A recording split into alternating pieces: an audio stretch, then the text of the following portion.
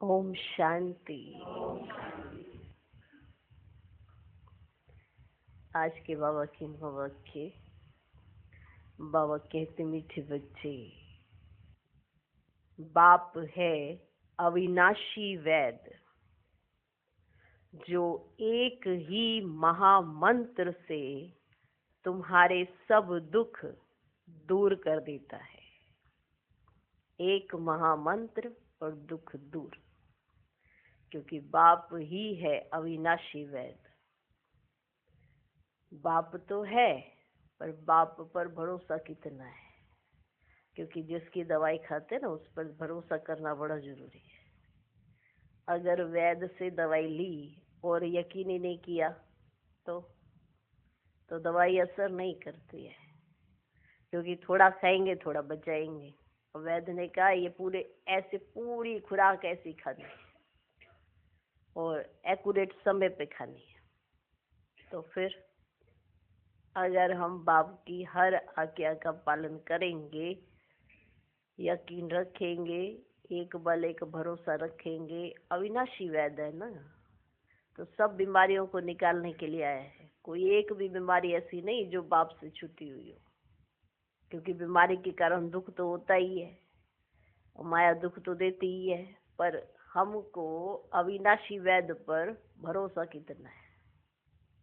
अब डॉक्टर के पास जाते हो ना अपना इलाज कराने, किस लिए जाते हो? बीमारियां तो सबको है। बच्चा पैदा होता है उसको भी बीमारी है, बच्चे से लेकर बूढ़े तक सबको बीमारियां ही बीमारियां हैं। कोई एक भी आत्मा ऐसी नहीं जो बीमारी से छूटी हुई हो, जिसको कोई शरीर का दुख रोग तकलीफ ना हो।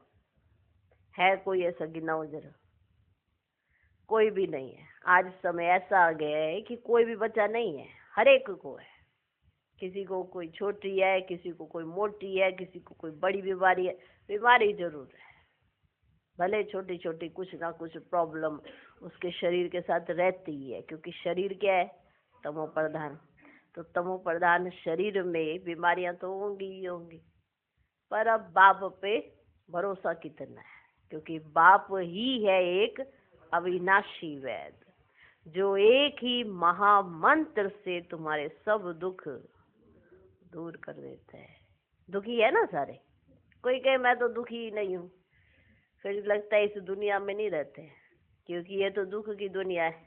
तो यहाँ पे जितनी भी मनुष्य आत्माएं रह रही है, सबकी सब दुखी ही है।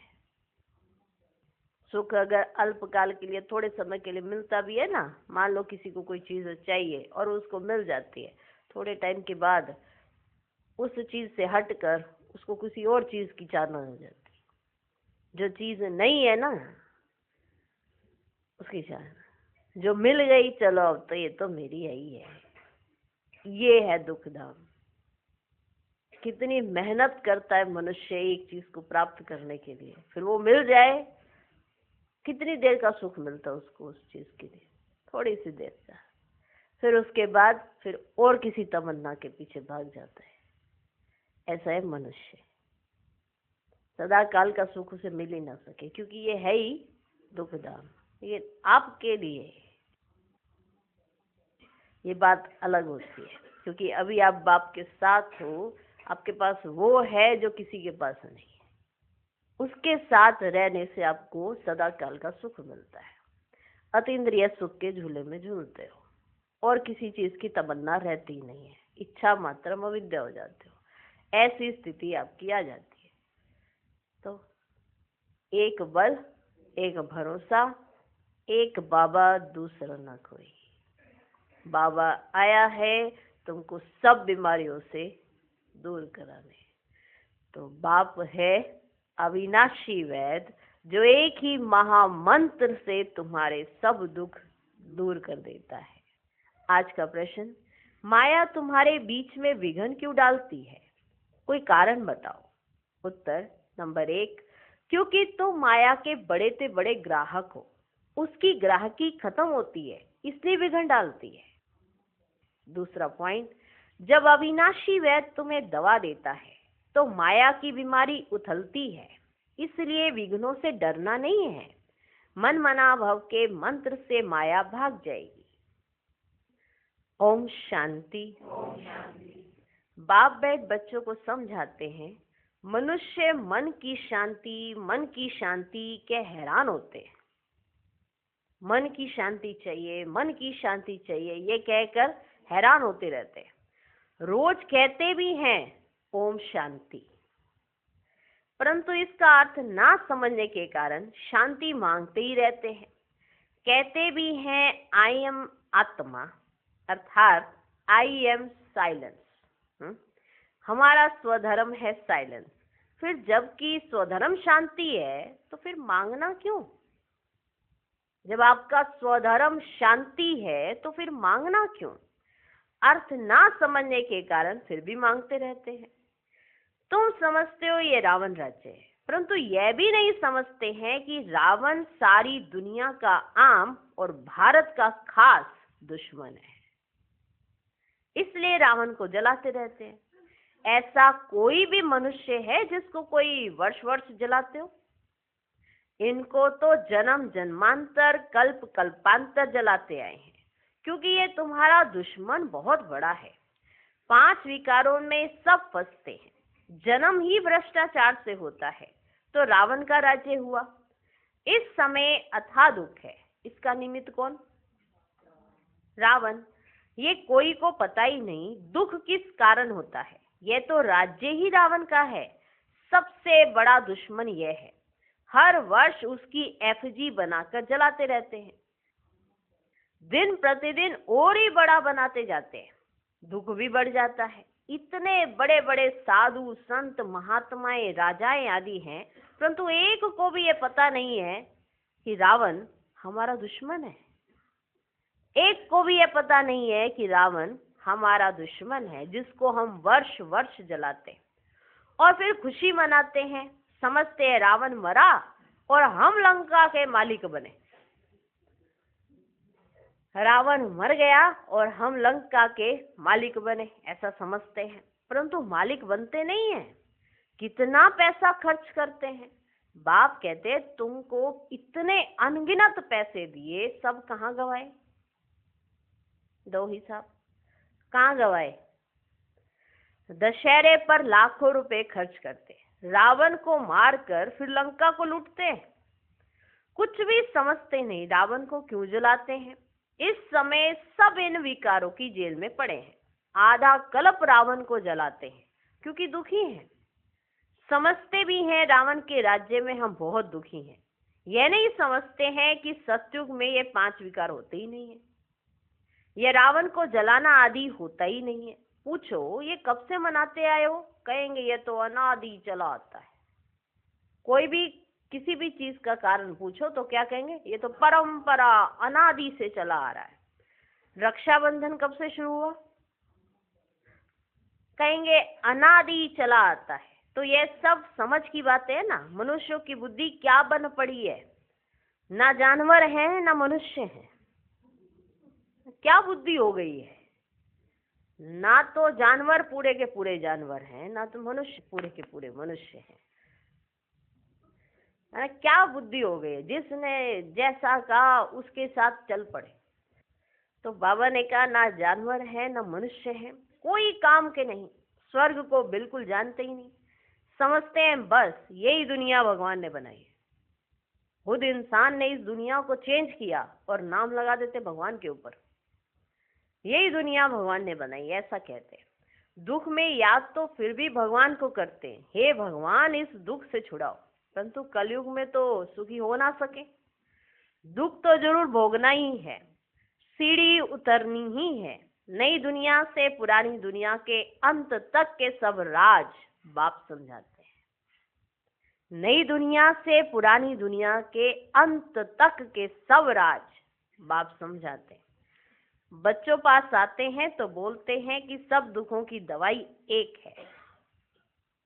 अविनाशी वैद है ना। 21 जन्मों के लिए सबको दुखों से मुक्त कर देते हैं। वह वैद लोग तो खुद भी बीमार हो जाते हैं। वो वैद लोग तो अगर दवाई देंगे तो वो खुद भी बीमार होते हैं ना, कि नहीं होते हैं? होते हैं। फिर वो अपनी दवाई करेंगे। वह वैद लोग तो खुद भी बीमार हो जाते हैं। यह तो है अविनाशी वैद। यह भी समझते हो दुख भी अथाह है, सुख भी अथाह है। बाप अथाह सुख देते हैं, वहां दुख का नामो निशान नहीं होता। सुखी बनने की ही दवाई है। सिर्फ मुझे याद करो तो पावन सतो प्रधान बन जाएंगे, सब दुख दूर हो जाएंगे, फिर सुख ही सुख होगा। गाया भी जाता है, बाप दुख हरता सुख करता है। आधा कल्प के लिए तुम्हारे सब दुख दूर हो जाते हैं। तुम सिर्फ अपने को आत्मा समझ बाप को याद करो, आधा कल्प के लिए तुम्हारे सब दुख दूर हो जाते हैं। तुम सिर्फ बाप को याद करो, क्या समझ कर? आत्मा समझ कर याद करो। आत्मा और जीव दो का खेल है। किसका है? आत्मा और जीव दो का खेल है। निराकार आत्मा अविनाशी है और साकार शरीर विनाशी है। इनका खेल है। इनका क्या चल रहा है? खेल। अब बाप कहते हैं देह सहित देह के सब संबंधों को भूल जाओ। ग्रस्त व्यवहार में रहते अपने को ऐसा समझो कि हमको अब वापस जाना है। पतित तो जा ना सके, इसलिए मामे कम याद करो तो सत्व प्रधान बन जाएंगे। बाप के पास दवाई है ना, यह भी बताता हूँ, माया विघन जरूर डालेगी। तुम रावण के ग्राहक हो ना। एक दिन नहीं पता चलेगा उसको, 2 दिन नहीं पता चलेगा, 3 दिन नहीं पता चलेगा, एक दिन तो पता चल जाएगा ना। हमारी दुकान पे आ ही नहीं रहे हो, कहीं और से कुछ खरीद रहे हो। माया विघन जरूर डालेगी। तुम रावण के ग्राहक हो ना, उनकी ग्राहकी चली जाएगी तो जरूर फटकेंगे। तो बाप समझाते हैं ये तो पढ़ाई है, कोई दवाई नहीं है। दवाई यह है याद की यात्रा। क्या है दवाई? याद की यात्रा। माया से उठ उठ उठ, आपको नहीं उठती, चल कर ले जो भी। वो फिर उठ उठ, ओके नहीं उठती, चल कर ले, तुझे क्या करना है, क्या करना क्या है तुझे। तो फिर वो घबरा जाएगी कि नहीं घबराएगी। पहले सामने वाला तेज बोलता है, ठीक है। फिर जब आप अपना मनोबल दिखाते हो या अपना वो जोश दिखाते हो तो फिर वो घबरा के भीगी बिल्ली बन के चला जाता है। तो माया भी ये अप्लाई करके देख, चैलेंज दो उसको कि तू कुछ कर नहीं सकती हमारे आगे, क्योंकि हमारे साथ कौन है। पहले उस चीज का नशा अपने आप में जगाओ कि हमारे साथ है कौन। जब तक आपको उस चीज का नशा नहीं है तो माया को कहाँ से दिलाओगे कि तू डर। पहले आप ही डरे जा रहे हो माया से, तो फिर वो कहाँ से डर जाएगी। वो तभी डरेगी जब आपका मनोबल तेज होगा कि हाँ हमें कोई फर्क नहीं पड़ता, हम इस नियमों का पालन करके रहेंगे, तो भले हमें कितना भी परेशान करने आ जा, तो वो चली जाएगी। दवाई यह है याद की यात्रा। एक ही दवाई से तुम्हारे सब दुख दूर हो जाएंगे। अगर मेरे को निरंतर याद करने का पुरुषार्थ करेंगे तो। भक्ति मार्ग में ऐसे बहुत है जिनका मुख चलता ही रहता है, कोई ना कोई मंत्र राम नाम जपते रहते हैं, उनको गुरु का मंत्र मिला हुआ है, इतना बार तुमको रोज जपना है। उनको कहते हैं राम के नाम की माला जपना, इसको ही राम नाम का दान कहते हैं। ऐसी बहुत संस्थाएं बनी हुई हैं। राम राम जपते रहेंगे तो झगड़ा आदि कोई करेंगे नहीं, बिजी रहेंगे तो लड़ाई होगी नहीं। कोई कुछ कहेगा भी तो भी रिस्पॉन्स नहीं देंगे, क्योंकि राम नाम जपते रहेंगे। बहुत थोड़े ऐसा करते हैं। यहाँ फिर बाप समझाते हैं राम राम कोई मुख से कहना नहीं है, यह तो अजपा जाप है।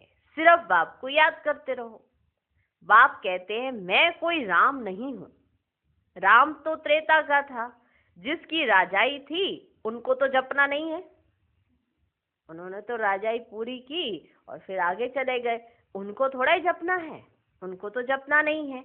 अब बाप समझाते हैं भक्ति मार्ग में ये सब सिमरन करते, पूजा करते तुम सीढ़ी नीचे ही उतरते आए हो, क्योंकि वे सब हैं अनराइटियस। राइटियस तो एक ही बाप है, वह तुम बच्चों को बैठ समझाते हैं। ये कैसे भूल भुलैया का खेल है। जिस बाप से इतना बेहद का वर्षा मिलता है, उनको याद करे तो चेहरा ही उनका चमकता रहे। जिस बाप से इतना बेहद का वर्षा मिलता है, उनको याद करे तो चेहरा ही उनका चमकता रहे, खुशी में चेहरा खिल जाता है, मुख पर मुस्कुराहट आ जाती है ना। जो खुश होते हैं उनका चेहरा खिला हुआ रहता है कि नहीं रहता है? मुख पर मुस्कुराहट आ जाती है। तुम जानते हो बाप को याद करने से हम ये बनेंगे, आधा कल्प के लिए हमारे सब दुख दूर हो जाएंगे। ऐसे नहीं बाबा कुछ कृपा कर देंगे, नहीं, ये समझना है हम बाप को जितना याद करेंगे उतना सतो प्रधान बन जाएंगे। ये लक्ष्मी नारायण विश्व के मालिक कितने हर्षित मुख हैं, ऐसा बनना है। बेहद के बाप को याद कर अंदर में खुशी होती है, फिर से हम विश्व के मालिक बनेंगे। ये आत्मा की खुशी के संस्कार ही फिर साथ चलेंगे, फिर थोड़ा थोड़ा कम होता जाएगा। इस समय माया तुमको फटकाएगी भी बहुत, माया कोशिश करेगी तुम्हारी याद को भुलाने की। सदैव ऐसे हर्षित मुख रह नहीं सकेंगे, जरूर कोई समय गुटखा खाएंगे। मनुष्य जब बीमार पड़ते हैं ना, तो उनको कहते भी होंगे शिव बाबा को याद करो। जैसे कोई बीमार पड़ा तो उसको कह देते ना, शिव बाबा को याद करो, शिव बाबा को याद करो, शिव बाबा को याद करो। परंतु शिव बाबा है कौन, ये किसको पता ही नहीं। तो क्या समझ याद करे, क्यों याद करे? आपने तो कह दिया शिव बाबा को याद करो, पर क्या समझ के याद करे और क्यों याद करे? तुम बच्चे तो जानते हो बाप को याद करने से हम तमो प्रधान से सत्व प्रधान बनेंगे। देवी देवता सत्व प्रधान है ना, उनको कहा ही जाता है डीटी वर्ल्ड। मनुष्यों की दुनिया नहीं कहा जाता, मनुष्य नाम होता ही नहीं है। कहाँ पर? सत्युग में। फलाना देवता वह है ही डीटी वर्ल्ड, और यह है ह्यूमन वर्ल्ड। ये है ह्यूमन वर्ल्ड। ये सब समझने की बातें हैं, बाप ही समझाते हैं। बाप को कहा जाता है ज्ञान का सागर। बाप अनेक प्रकार के समझाने देते रहते हैं, फिर भी पिछाड़ी में महामंत्र देते हैं, बाप को याद करो तो तुम सतो प्रधान बन जाएंगे और तुम्हारे सब दुख दूर हो जाएंगे। कल्प पहले भी तुम देवी देवता बने थे, तुम्हारी सीरत देवताओं जैसी थी, वहां कोई भी उल्टा सुल्टा बोलते नहीं थे, ऐसा कोई काम ही नहीं होता। वह है ही डीटी वर्ल्ड और यह है ह्यूमन वर्ल्ड। फर्क है ना, ये बाप बैठ समझाते हैं। मनुष्य तो समझते हैं डीटी वर्ल्ड को लाखों वर्ष हो गए, यहाँ तो कोई को देवता कह ही नहीं सकते, देवताएं तो स्वच्छ थे।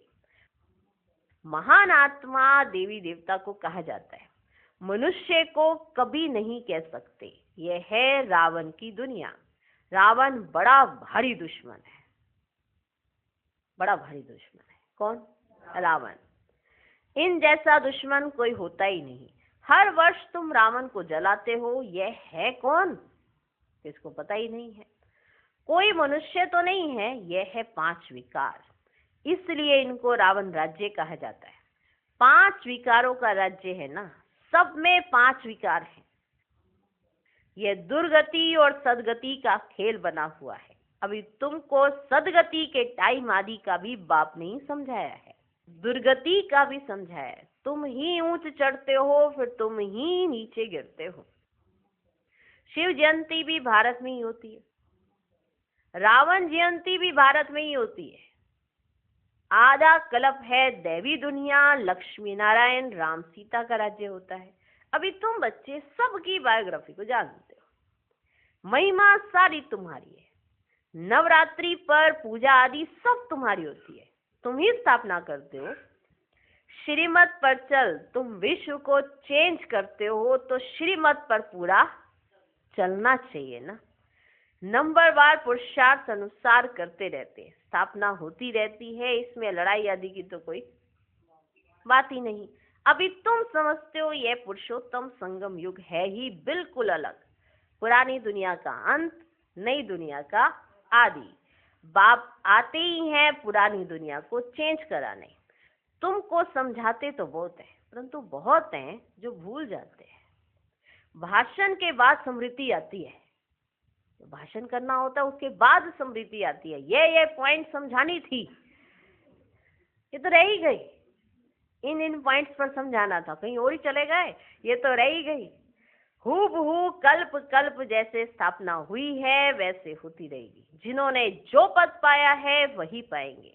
सब एक जैसा पद नहीं पा सकते।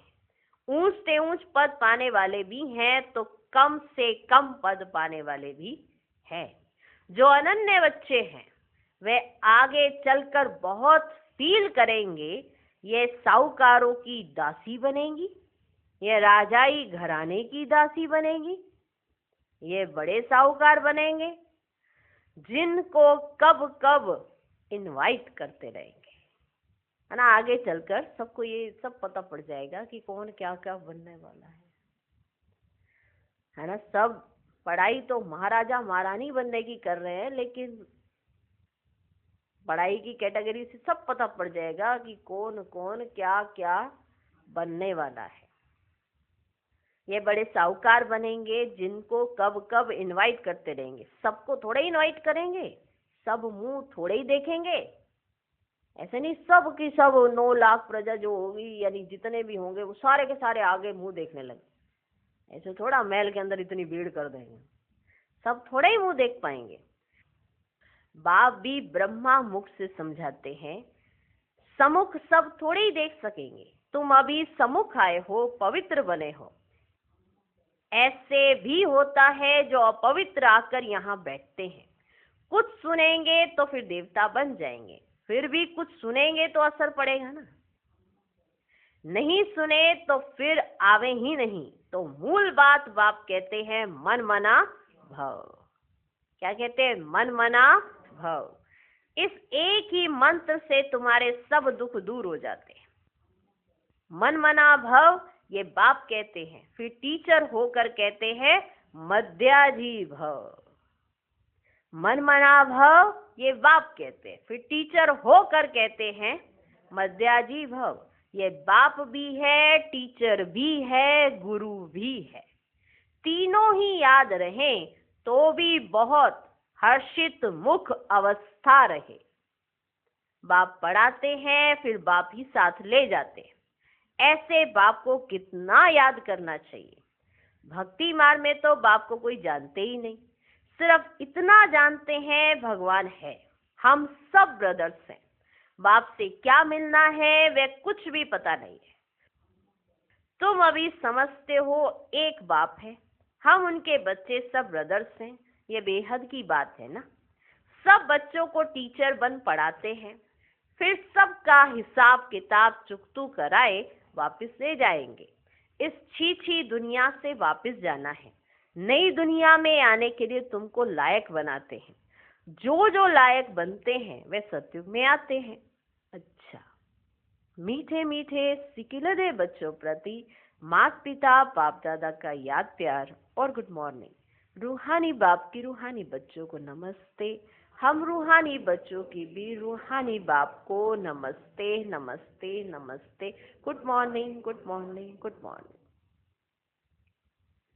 धारणा के लिए मुख्य सार। पहला पॉइंट, अपनी अवस्था को सदा एक रस और हर्षित मुख रखने के लिए बाप, टीचर और सतगुरु तीनों को याद करना है।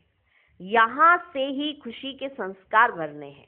वर्षे की स्मृति से चेहरा सदा चमकता रहे। दूसरा पॉइंट, श्रीमत पर चलकर सारे विश्व को चेंज करने की सेवा करनी है। 5 विकारों में जो फंसे हैं उन्हें निकालना है। अपने स्वधर्म की पहचान देनी है। आज का वरदान, स्मृति को अनुभव की स्थिति में स्थित करने वाले नंबर 1 विशेष आत्मा भव। सभी ब्राह्मण आत्माओं के अंदर संकल्प रहता है कि हम विशेष आत्मा नंबर 1 बने, लेकिन संकल्प और कर्म के अंतर को समाप्त करने के लिए स्मृति को अनुभव में लाना है। जैसे सुनना, जानना याद रहता है, ऐसे स्वयं को उस अनुभव की स्थिति में लाना है। इसके लिए स्वयं के और समय के महत्व को जान मन और बुद्धि को किसी भी अनुभव की सीट पर सेट कर लो तो नंबर 1 विशेष आत्मा बन जाएंगे। आज का स्लोगन, बुराई की रीस को छोड़ अच्छाई की रेस करो। ओम शांति।